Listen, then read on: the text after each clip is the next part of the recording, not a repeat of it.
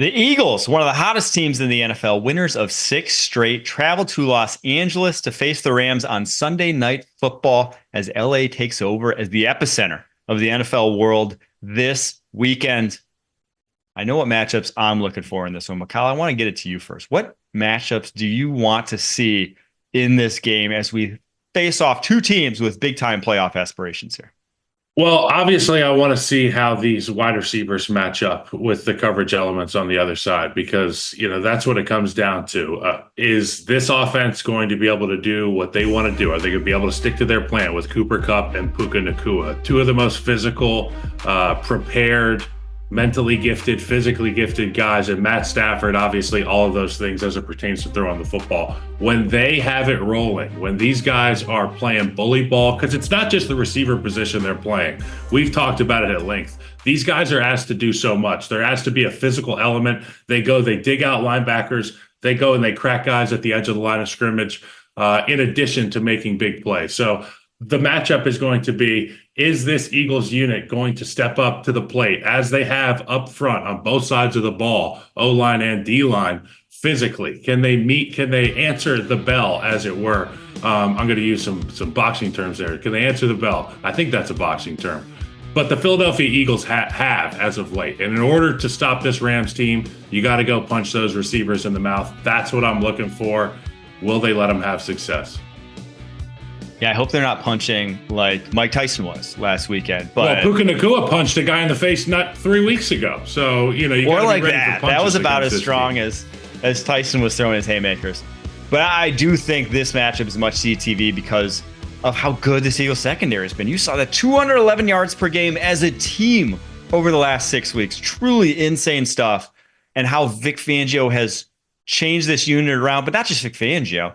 Howie Roseman and the additions in the first and second round to that secondary. Quinyon Mitchell has not allowed over 30 yards in a game since week 4. The rookie first rounder has been playing like a all-pro over that span. Did not allow a catch against the Washington Commanders. Not one. He's going up against Terry McLaurin most of the day. Not a catch on 42 coverage snaps.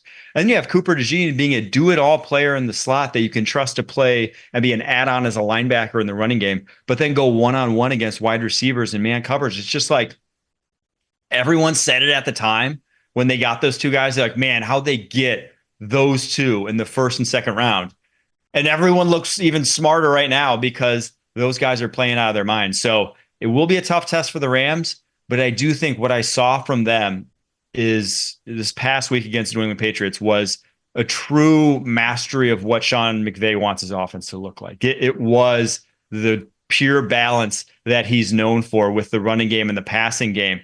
And just Matt Stafford having everything at his disposal. I just hope that this Rams offensive line truly is fully healthy, that we get to see Rob Havenstein at right tackle, and that we're not having to sort of scheme around that the way they were playing left-handed for the first half of this season. So that I love that one.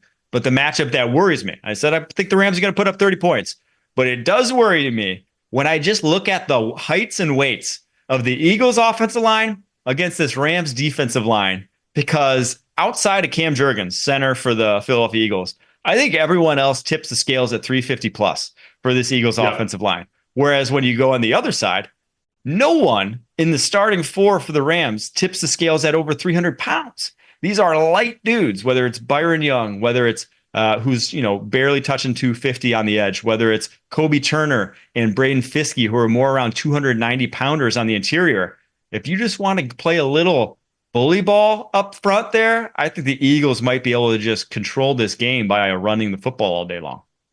Yeah, it depends on which version of the Eagles are asked to take the field. Is it going to be the team that wants to play bully ball? And we know that they have that ability with that superstar back there, a running back, and those hogs up front. They're not just hogs. They're super gifted. They have a good gifted front with continuity. You mentioned Cam Jurgens not being a massive guy, but boy, he is an ass kicker. You take a look at that film last week, and he's punishing guys out front of Saquon Barkley. So that offense has been a lot of fun to watch. And I really do think that could be a key determining factor in winning the game. We haven't even mentioned Kyron Williams yet. Kyron Williams going to play a big part in this game because if that secondary from the Eagles does step up, if Vic Fangio has answers to Sean McVay's test, we're going to test out that running game. And if Rob Havenstein is back in there and feeling good, I feel good about running the rock if I'm Sean McVay. We've got some of our pieces back there, and we trust our guy at running back too. Well, the thing is, it's not just been this secondary for the Eagles that's been playing so well over their 6 game stretch. It is this front seven, and specifically those linebackers that are going to have to tackle Kyron Williams, Zach Bond, Nakobe Dean. I think heading into the season, Peace. everyone pointed at that position and was like, ooh, that could be a problem. You know, they added Devin White because of that, and that wasn't going to fix it. But no one thought Zach Bond was going to be what he is, a borderline Pro Bowl linebacker this season with how he's performed as the Mike in that defense. And then Nakobe Dean, everyone's darling a few years ago, coming out in the draft, had injuries, fell because of his size, didn't get to see the field the past couple of years. All of a sudden, post bye week, he has flourished into an incredible playmaker at that second level, one of the most instinctive. And when he sees something, he plays with no fear and attacks it. He still can get paws on him. He still can get blocked out of plays now and again. But when he made that game-winning interception against the Jacksonville Jaguars a few weeks ago, you saw a guy who put tape study into action. He was calling for it. He said, watch for the wheel coming. And when they get to the low red zone, saw it, got right on top of it, made the play. He's that kind of linebacker that can flip this game. So Eagles defense, it ain't just one level. They're playing good ball at all 3 levels right now. That's why they're on this hot streak. We talked All about right. Zach Bond.